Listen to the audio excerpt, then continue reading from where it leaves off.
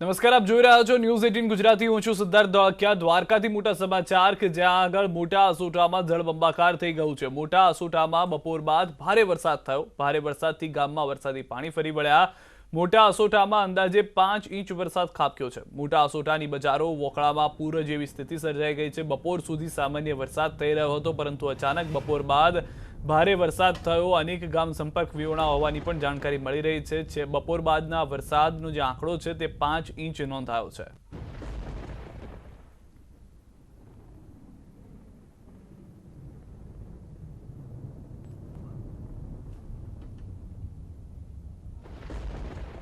દ્વારકા જિલ્લામાં ભારે વરસાદ। ખંભાળિયાના બેરજા ગામમાં પણ ધોધમાર વરસાદ થયો છે। બેરજા ગામમાં કોઝવે પર પાણી ફરી વળ્યા। કોઝવે પાણીમાં વાહન ચાલકોમાં પણ મુશ્કેલી જોવા મળી રહી છે। લોકો ટ્રેક્ટરથી રસ્તો પસાર કરવા મજબૂર બન્યા છે। મોટાભાગના વાહનો આ પાણીમાં બંધ થઈ જવાને કારણે ટ્રેક્ટરની મદદ લેવામાં આવી રહી છે, કે જેમાં ટ્રેક્ટર બંધ ન થવાને કારણે લોકો એક જગ્યાએથી બીજી જગ્યાએ જવાનો પ્રયત્ન કરી રહ્યા છે। આ દ્રશ્યો આપ જુઓ કે જેમાં એક ટ્રેક્ટર ઉપર 5 થી 10 લોકો ચડે, ત્યારબાદ એક વિસ્તારથી બીજા વિસ્તાર તરફ જવાનો પ્રયાસ કરવામાં આવે છે। ન્યૂઝ 18 સંવાદદાતા મુકુલ અમારી જોડાયા છે। મુકુલ, હાલમાં શું પરિસ્થિતિ છે દ્વારકામાં વરસાદને લઈને?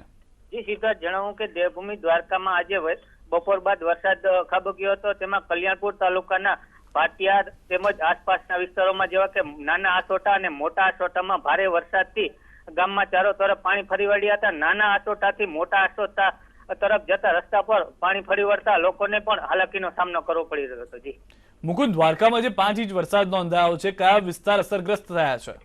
જે વાત કરવામાં આવે તો દ્વારકાના ભાણવરમાં આજે વરસાદ વરસ્યો હતો। ત્યારબાદ કલ્યાણપુર તાલુકાના નાના આસોટા અને મોટા આસોટાને આસપાસના વિસ્તારોમાં 4 થી 5 ઇંચ જેટલો વરસાદ ખાબકતા ગામના વિસ્તારોમાં પણ બેટો જેવા દ્રશ્યો જોવા મળી રહ્યા હતા। જી આભાર મુકુંદ સમગ્ર માહિતી બદલ। તો આસપાસના અનેક વિસ્તારોની અંદર વરસાદ જોવા મળ્યો છે અને વરસાદ જોવાને કારણે આ જે લોકો હતા તેઓ ચિંતિત હતા, કારણ કે 5 ઇંચ વરસાદ થયો છે। ન માત્ર 1-2 ઇંચ પરંતુ 5 ઇંચ વરસાદ, અને તે પણ બપોર બાદ આ દ્રશ્યો સર્જાયા છે, જ્યાં આગળ વાહનો બંધ થઈ જવાને કારણે ટ્રેક્ટરની મદદથી એક જગ્યાએથી બીજી જગ્યાએ જવા માટે મદદ લેવામાં આવી રહી છે।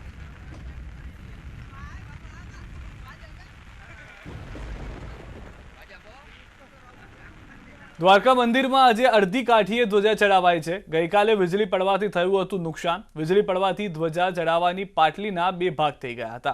પાટલીના 2 ભાગ થતા થયું હતું નુકસાન। સુરક્ષાને લઈને શિખર પર અડધી કાઠીએ ધ્વજા ચડાવાઈ છે। વર્ષોથી ધ્વજા ચડાવે છે અબોટી પરિવાર। તો ગઈકાલના દ્રશ્યો અમે આપને બતાવી રહ્યા છીએ કે જ્યાં આગળ વીજળી પડી હતી, વીજળી એટલી ભયાનક હતી કે અનેક લોકોને નુકસાનિત કરી શકતી હતી, અનેક લોકોને ઇજાગ્રસ્ત કરી શકતી હતી, ઇમારતને નુકસાન થઈ શકતું હતું, પરંતુ સદનસીબે વધુ નુકસાન ન થયું। ફક્ત ધ્વજા જે હતી તે ખંડિત થઈ, ક્ષતિગ્રસ્ત થઈ, અને આજે જે પાટલી છે તે નુકસાનિત થવાની જાણકારી મળી। તો પાટલી 2 જે હતી તેમાં નુકસાન થવાને કારણે ધજાને અડધી કાઠીએ રાખવામાં આવી છે।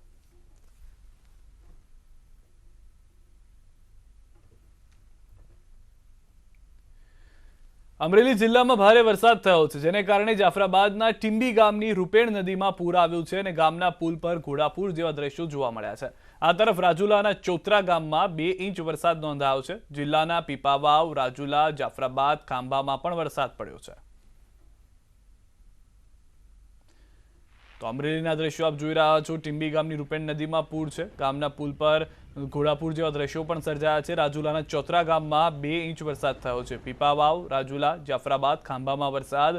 સૌરાષ્ટ્રના કેટલાક વિસ્તારોમાં બપોર બાદ વરસાદ થયો છે, અને ભયાનક વરસાદને કારણે અનેક જગ્યાએ નદીઓમાં પૂર છે અથવા તો કેડસમાં પાણી ભરાયા છે। દક્ષિણ ગુજરાતમાં 3 દિવસ ભારે વરસાદ પડી શકે છે। હવામાન વિભાગે આગાહી કરી છે। આજે આવતીકાલે સૌરાષ્ટ્રમાં ભારે વરસાદ રહી શકે। અમદાવાદમાં ભારે વરસાદની હજુ જોવી પડશે રાહ। અમદાવાદમાં વરસાદી ઝાપટા પડી શકે છે। કચ્છ, ઉત્તર ગુજરાતમાં હળવાથી મધ્યમ વરસાદની આગાહી।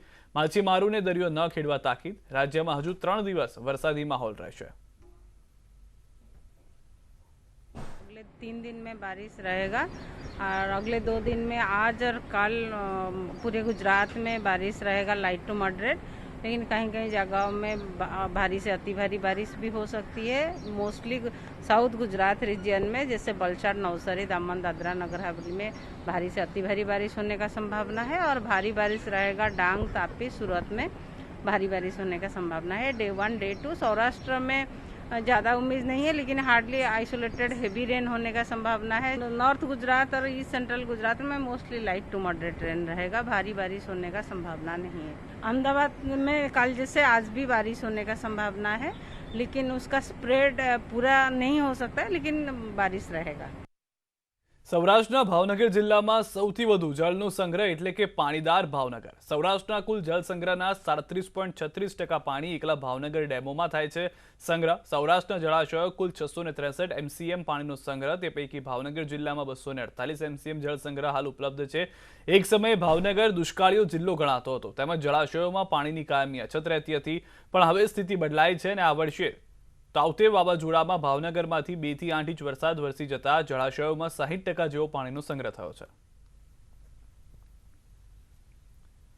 શેત્રુંજી ડેમમાં 65% જેવો પાણીનો જથ્થો સંગ્રહાયેલો છે, જેના લીધે ભાવનગર શહેર, પાલીતાણા તેમજ ગારિયાધારને પીવાના પાણી માટે કોઈ આ વર્ષના પૂરતી કોઈ સમસ્યા રહેતી નથી. તેમજ સિંચાઈ માટે પણ ખેડૂતોને 2 થી 3 પાણ આપી શકીએ એટલો પાણીનો જથ્થો અત્યારે હાલમાં ઉપલબ્ધ છે. કોરોનાની બીજી લહેરની તીવ્રતા ઓછી થયા બાદ રાજ્યમાં અનલોક કરવામાં આવ્યું છે, જેમાં જૂનાગઢના સક્કરબાગ ઝૂ હાલ સિંહ બાળની ખિલખિલાટથી ગુંજી ઉઠ્યું છે.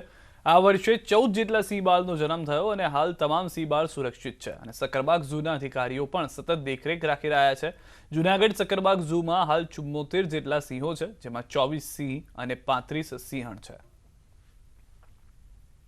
છેલ્લા 5 વર્ષની અંદર કન્ઝર્વેશન બ્રીડિંગ પ્રોગ્રામ જે એશિયાટિક લાયન માટે ચલાવી રહ્યો છે, એની અંદર સારું આપણને રિઝલ્ટ મળેલું છે. છેલ્લા 5 વર્ષની અંદર અંદાજિત 50 જેવા બચ્ચાઓનો જન્મ થયો છે, જેમાં 2020ના વર્ષમાં 24 સિંહ બાળનો રેકોર્ડ બ્રેક જન્મ થયો છે, તથા ચાલુ વર્ષે પણ 21માં અત્યાર સુધી 14 સિંહના બચ્ચાઓનો જન્મ થઈ ચૂકેલ છે. આવતીકાલે રાજ્યમાં ધોરણ 10 અને 12ના રિપીટર વિદ્યાર્થીઓની પરીક્ષાઓ શરૂ થઈ રહી છે. પાટણ જિલ્લામાં પણ રિપીટર વિદ્યાર્થીઓની ઓફલાઈન પરીક્ષા માટે તૈયારીઓ થઈ છે, જેમાં તમામ પરીક્ષા કેન્દ્રોને સેનિટાઈઝ કરાયા હતા. કોવિડ ગાઈડલાઈનના પાલન સાથે આ પરીક્ષા યોજાશે. આ તમામ બિલ્ડિંગની અંદર, તમામ બ્લોકની અંદર અમે સીસીટીવી કેમેરાની વ્યવસ્થા કરી દીધેલી છે. પાટણ ખાતે કુલ એસએસસીના 2 ઝોન અને એચએસસીનો 1 ઝોન બનાવેલો છે. એસએસસીના 2 ઝોન પૈકી 1 ઝોન હારીજ કક્ષાએ છે અને 1 પાટણ કક્ષાએ છે. આ ઝોનના તમામ વ્યવસ્થા કરવાની ઝોનલ અધિકારીની અમે નિમણૂક કરી દીધેલી છે. બિલ્ડિંગ ઉપર આવનારા તમામ વિદ્યાર્થીઓને કોવિડની ગાઈડલાઈન જળવાઈ રહે તે માટે સ્થળ સંચાલકોને અમે સૂચનાઓ કરી દીધેલી છે. ગુજરાત કોંગ્રેસને 2 અઠવાડિયામાં મળશે પ્રભારી. સંગઠન મહાસચિવ કેસી વેણુગોપાલે આપી છે ખાતરી. દિલ્હીમાં પ્રદેશ કોંગ્રેસના નેતાઓ સાથેની બેઠકમાં ખાતરી આપી. પ્રભારીની નિમણૂક બાદ પ્રદેશ અધ્યક્ષ વિપક્ષ નેતાની નિમણૂક કરાશે. સ્થાનિક ચૂંટણીઓમાં હાર બાદ વિપક્ષ નેતા અને પ્રદેશ પ્રમુખ પદ પરથી રાજીનામું આપ્યું હતું અને ત્યારબાદ રાજીવ સાતવ જેઓ પ્રભારી હતા તેઓનું કોરોના કાળમાં દેહાંત થયું હતું અને તેમના મૃત્યુ બાદ રાજ્યને કોંગ્રેસના પ્રભારી મળ્યા નથી. ત્યારે કોંગ્રેસ પ્રભારીની 2 અઠવાડિયામાં જ નિમણૂક થશે તેવી હાલમાં કેસી વેણુગોપાલ રાવ તરફથી હૈયાધારણા આપવામાં આવી છે.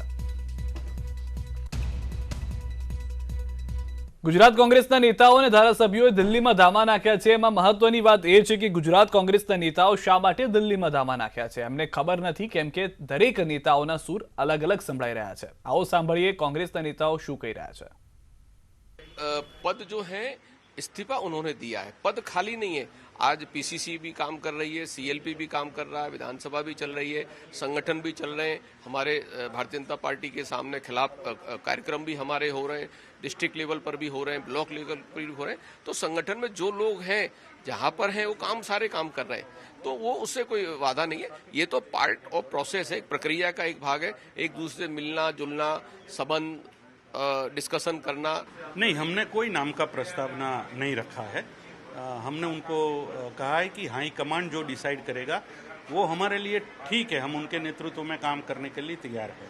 गुजरात में ऐसे कोई 2 ग्रुप नहीं है. गुजरात के अंदर ऐसी कोई गुटबाजी अभी हुई नहीं है. मैं आपसे विनती करता हूं कि ऐसा किसी गुट है, ऐसी बातें कृपया करके ना कीजिए, क्योंकि गुजरात का कांग्रेस मैन एक है, साथ है. ભરતસિંહ અને તેમના પત્ની વચ્ચેનો વિવાદ વધુ વકર્યો છે. પહેલા ભરતસિંહ સોલંકીએ જાહેર ખબરથી પત્નીને નોટિસ આપી હતી, જે બાદ આજે તેમના પત્નીએ નોટિસનો ખુલાસો આપી મોટા દાવા કર્યા. ખુલાસામાં ટાંકવામાં આવ્યું છે કે દબાણ લાવવા તેમની પર જાહેર નોટિસ અપાઈ છે તો છૂટાછેડા લેવા માનસિક દબાણનો પણ ભરતસિંહ પર આક્ષેપ કરાયો છે. તેમના પત્નીએ ભરતસિંહના નોટિસના આક્ષેપોને પાયાવિહોણા ગણાવ્યા છે. કોંગ્રેસના પૂર્વ પ્રદેશ પ્રમુખ છે ભરતસિંહ સોલંકી. ભરતસિંહના નોટિસના 2 દિવસ બાદ પત્નીએ ખુલાસો આપતી આ જાહેર નોટિસ મૂકી છે, જેમાં ખુલાસો આપવામાં આવ્યો છે કે તેમના પર દબાણ થઈ રહ્યું છે છૂટાછેડાને લઈને. બાકી જે ભરતસિંહ વાતો કરી રહ્યા છે તે વાતો પાયાવિહોણી હોવાની પણ વાત કરવામાં આવી છે.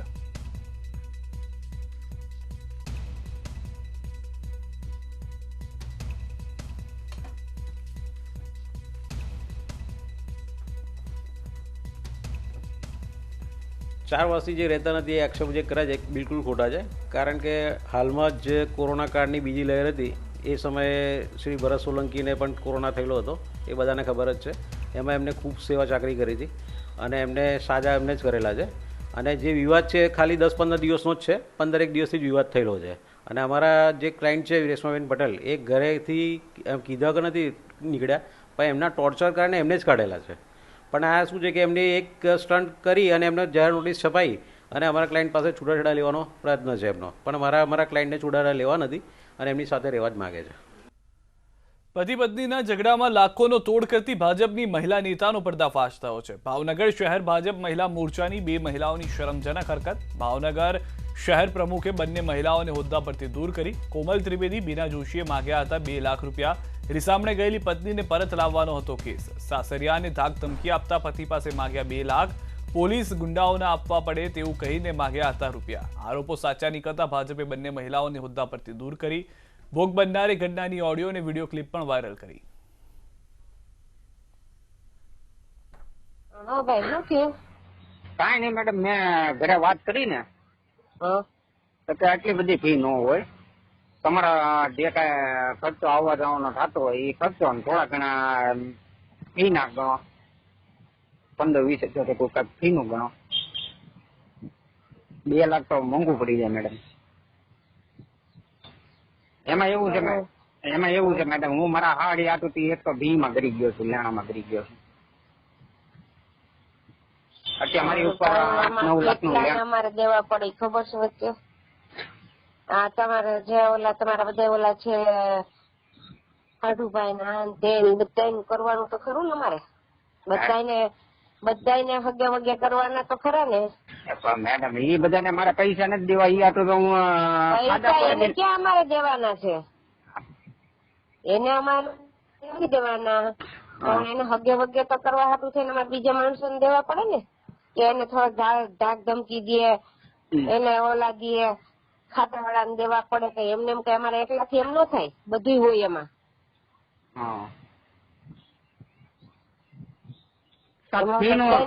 ઓછું થાય તો કરો મેડમ. 2 લાખ રૂપિયા તો ન દઈ શકું, કેમ કે 7-8 લાખ નું તો મારી પર લેણું થઈ ગયું છે. આ હારિયા પહાડ સુધી 3-4 વર્ષથી હું વ્યાજ ભરું છું. એ તો મેં તમને વાત ન કરી બપોરે. આટલું બધું ન થાય તો થોડુંક કાંક વ્યાજ ફી ખાતી હોય તો કેવો મને, તો હું વાત કરીને કહું. ઉભા રહ્યો થોડીક. હા તો વાંધો નહીં, બરોબર વાત કરીને કહું. તમને ક્યાં સુધી નું પહોંચાય મેડમ? કાકા આવવા જવાનો ખર્ચો ગણી લ્યો, બરોબર. 15-20 હજાર રૂપિયા બીજા 15-20 હજાર માં ન થાય ભાઈ. 15-20 હજાર માં ન થાય, કારણ કે ત્યાં તમારા હાડુભાઈ ના તેની બધાને હગે વગે કરવા કેટલાય અંદર વચ્ચે છે, એ બધાને કરવાના. બીજા લોકોને આમાં ઓળખાણ વાળા ને બધાને અંદર અમારે ઉતારવાના હોય. કઈ એમને એમ ન થાય. તો આ ઓડિયો ક્લિપ વાયરલ થયા બાદ ભાજપે પણ તપાસ કરી હતી. તપાસમાં આ આરોપો જે સાચા સાબિત થયા છે, ત્યારબાદ તેઓને સસ્પેન્ડ કરવામાં આવે છે. ભાજપ અને કોંગ્રેસ તરફથી પ્રતિક્રિયા આવી છે. શું કહેવું છે તેમનું તે સાંભળીએ. ફરિયાદમાં તપાસ કરતા તથ્ય જણાયેલ અને પ્રદેશ સંગઠનના માર્ગદર્શન અનુસાર આ બંને બહેનોને, કોમલબેન ત્રિવેદી અને બીનાબેન જોશીને, તેમની અનુશાસન ભંગની પ્રવૃત્તિની પાર્ટીએ ગંભીરતાપૂર્વક નોંધ લઈ આ બંને બહેનોને તેમના મહિલા મોરચાના ઉપપ્રમુખ પદેથી દૂર કરેલ છે. એનો મતલબ એવું થયો કે ભારતીય જનતા પાર્ટીમાં આ પ્રકારની સિસ્ટમ છે. તાત્કાલિક ભારતીય જનતા પાર્ટી સસ્પેન્ડ કર્યા, ખૂબ સારી વાત કહેવાય. પણ આમાં ભારતીય જનતા પાર્ટીના અન્ય કાર્યકરો ઘણા પણ ભાવનગર હોય કે ગુજરાત હોય કે ભારત દેશભરમાં આવા તોડ કરવાની પ્રવૃત્તિ કરે છે. હાલ રોકાઈશું વિરામ માટે. આપ જોડાયેલા રહો ન્યૂઝ 18 ગુજરાતી સાથે.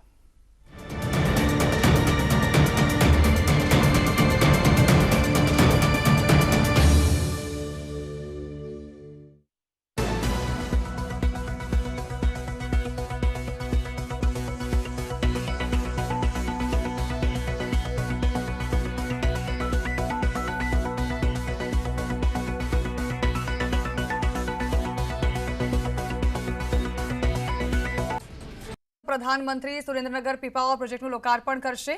પીએમ મોદી 16 જુલાઈએ સાંજે 4 થી 4:30 વચ્ચે વર્ચ્યુઅલી લોકાર્પણ કરશે.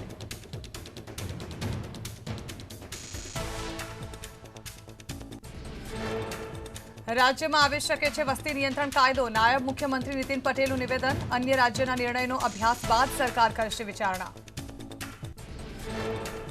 નીતિન પટેલે જણાવ્યું કે સમય પડે અન્ય રાજ્યના નિર્ણયનો અભ્યાસ કરીશું. અભ્યાસ બાદ વસ્તી નિયંત્રણ મુદ્દે કાર્યવાહી કરીશું. રાજ્ય સરકાર વસ્તી નિયંત્રણ માટે પહેલેથી જ સક્રિય.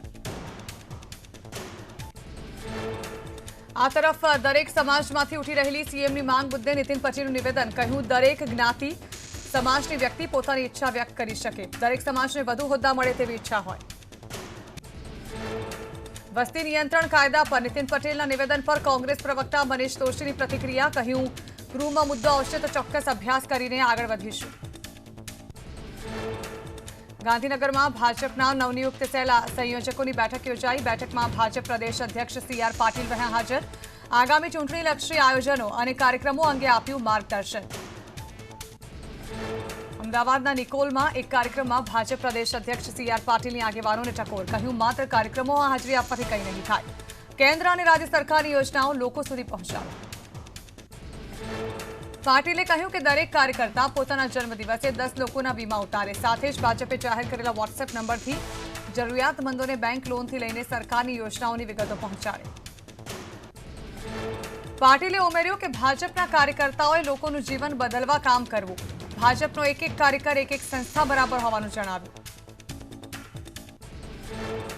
અમદાવાદમાં આરટીના એડમિશન માટેના ફોર્મ રિજેક્ટ થતા વાલીઓની ડીઈઓ કચેરીની બહાર લાઈન. ફોર્મની ચકાસણીમાં ભૂલો સામે આવતા ડીઈઓ કચેરી દ્વારા 5,560 અરજીઓ કરાઈ છે રિજેક્ટ. પ્રથમ યાદી જાહેર થવાની ગણતરીના કલાકો અગાઉ આરટીના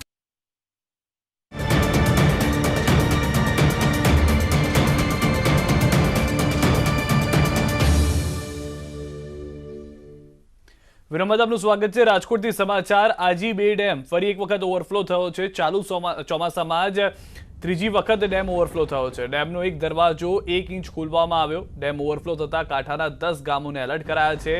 અડબાલકા, લાધી, દહીસરા, ડુંગરકા, ગઢડા, હરિપર, ખંડેરી, નારણકા, ઉકરડા અને સખપુર ગામને એલર્ટ કરાયા છે. સખપુર ગામની સાથે સાથે આસપાસના જે વિસ્તારો છે તેઓને પણ એલર્ટ કરવામાં આવ્યા છે.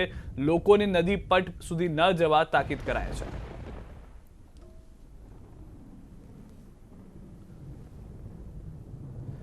ચાલીસ તાલુકાઓમાં સાર્વત્રિક વરસાદ. દેવભૂમિ દ્વારકાના કલ્યાણપુરમાં 3 ઇંચ વરસાદ, ધારીમાં 1.5 ઇંચ, કેશોદમાં 1 ઇંચ વરસાદ નોંધાયો છે. રાજુલા, રાણાવાવ, પોરબંદરમાં 0.5 ઇંચ વરસાદ, 84 ખંભાળિયા, ખેરગામમાં 1/2 ઇંચ વરસાદ અત્યાર સુધીમાં આજના દિવસે નોંધાયા છે.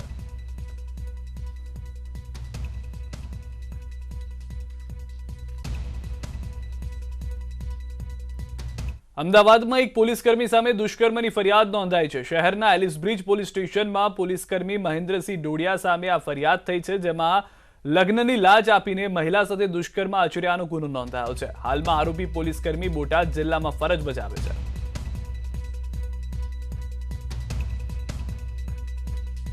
પોલીસકર્મી હાલ બોટાદ જિલ્લામાં ફરજ પર છે અને 2016 થી મહિલા સાથે હતા પરિચયમાં અમદાવાદમાં પોલીસકર્મી સામે દુષ્કર્મની ફરિયાદ થઈ છે. પોલીસકર્મી મહેન્દ્રસિંહ ડોડિયા સામે થઈ છે ફરિયાદ. બનાસકાંઠા સહિત સમગ્ર ગુજરાતમાં આવતીકાલથી ધોરણ 10 અને 12ના રિપીટર વિદ્યાર્થીઓની પરીક્ષા શરૂ થઈ રહી છે. ત્યારે બનાસકાંઠામાં સ્કૂલને સેનેટાઈઝ કરવામાં આવી. કોરોના કાળમાં છેલ્લા 1.5 વર્ષથી શાળાઓ બંધ હતી. આવતીકાલથી શરૂ થઈ રહેલી પરીક્ષામાં કોરોના ગાઈડલાઈનનું સંપૂર્ણ પાલન કરવામાં આવશે. જો કોઈ વિદ્યાર્થીમાં કોરોનાના લક્ષણ દેખાશે તો તેના માટે અલગથી વ્યવસ્થા કરવામાં આવશે તેવું જિલ્લા શિક્ષણ અધિકારીએ જણાવ્યું. જિલ્લામાં ધોરણ 10ના 31 પરીક્ષા કેન્દ્રો પર 25,258 વિદ્યાર્થી પરીક્ષા આપશે, જ્યારે ધોરણ 12ના સામાન્ય પ્રવાહમાં 7,928 વિદ્યાર્થીઓ પરીક્ષા આપશે. ધોરણ 12 વિજ્ઞાન પ્રવાહમાં 718 વિદ્યાર્થીઓ પરીક્ષા આપશે. તમામ પરીક્ષા કેન્દ્રો પર કોરોના ગાઈડલાઈનનું પાલન થશે. આખું બિલ્ડિંગ સેનેટાઈઝ કરવામાં આવેલું છે. તેમજ અમારે અહીંયા રોજે રોજ વિદ્યાર્થીઓને જ્યારે પ્રવેશ આપવામાં આવશે ત્યારે કોરોના ગાઈડલાઇનનું સંપૂર્ણપણે પાલન કરવામાં આવશે અને દરેક બેન્ચીસ ઉપર એક જ વિદ્યાર્થી બેસશે, જેના લીધે એમનો ડિસ્ટન્સ કોરોના ગાઈડલાઇન પ્રમાણે જળવાઈ રહે. એસએસસીનું પરીક્ષાનું સંચાલન 3 ઝોન ખાતેથી થશે. થરાદ ખાતે એક ઝોન આવેલ છે, ડીસા ખાતે અમારો એક ઝોન આવેલ છે અને પાલનપુર ખાતે.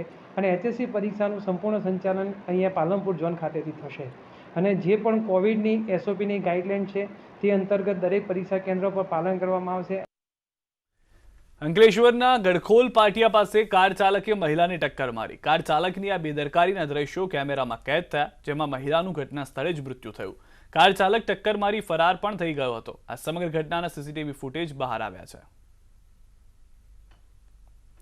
તો આ દ્રશ્યો જેમાં સ્પષ્ટ જોવા મળે છે કે કાર ચાલક મહિલાને ટક્કર મારે છે અને ત્યારબાદ ત્યાંથી ફરાર થઈ જાય છે. મારુતિ ઇકો કાર હોવાની હાલમાં જાણકારી મળી છે. સીસીટીવીની મદદથી કાર ચાલક વારંવાર ત્યાંથી પસાર થાય છે કે કેમ તેને લઈને પણ સીસીટીવીમાંથી પ્રયાસ કરવામાં આવી રહ્યા છે. પોલીસને નંબર પ્લેટના આધારે પણ માલિક કોણ છે તેને શોધવાનો પ્રયાસ શરૂ કરાયો છે.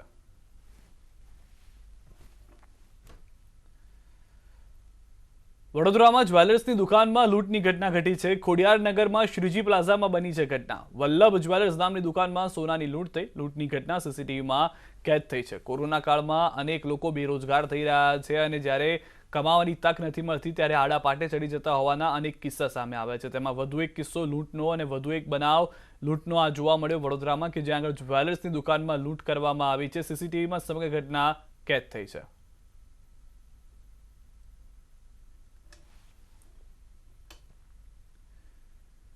કોરોના મહામારી રક્ષણ મેળવવા સૌથી કારગર ઉપાય છે રસી, કારણ કે વેક્સિન શરીરમાં ઇમ્યુન સિસ્ટમને લડાઈ માટે તૈયાર કરે છે. પરંતુ ઘણા લોકો આ વાત નથી જાણતા કે રોગ પ્રતિકારક શક્તિ વધવાથી અનેક ગંભીર બીમારીઓ સામે રક્ષણ મળે છે, જે કામ રસીથી થાય છે.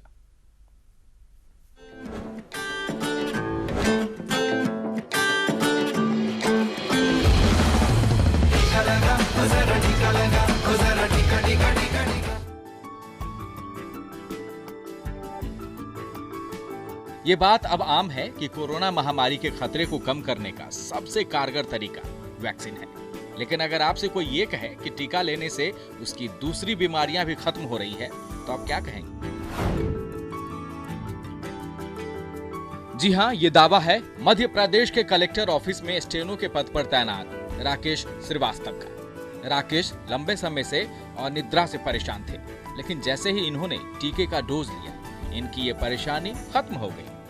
वैक्सीन लगने से मेरे को मतलब नींद की जो समस्या थी, कई नींद नहीं आती थी, उससे वैक्सीन लगने के बाद अच्छी नींद आने लगी. मुझे ऐसा लग रहा है कि वैक्सीन से ये परिवर्तन हुआ है. राकेश अब खूब अच्छी नींद ले रहे हैं. इनका दावा है कि टीके की बदौलत ही इनकी परेशानी दूर हुई है. लेकिन ये दावा सिर्फ राकेश का ही नहीं है.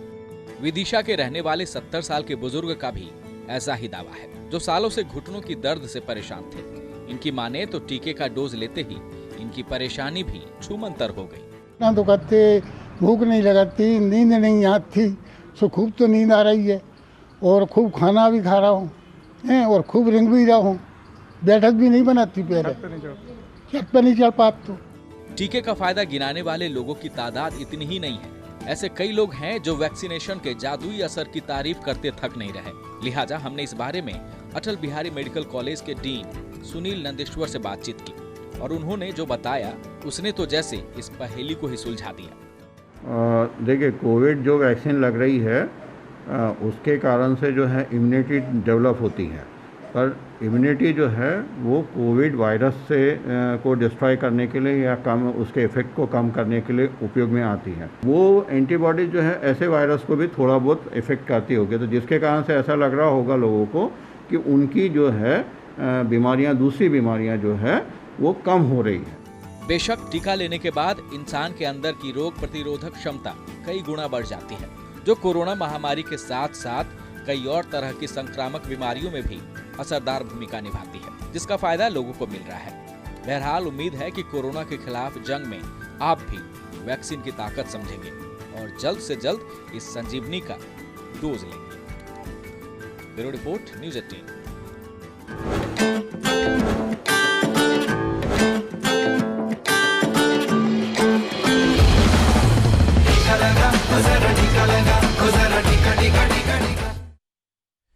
સમાચારોમાં અત્યારે બસ આટલું. દેશ વિદેશની તમામ ખબરો માટે આપ જોડાયેલા રહો ન્યૂઝ 18 ગુજરાતી સાથે.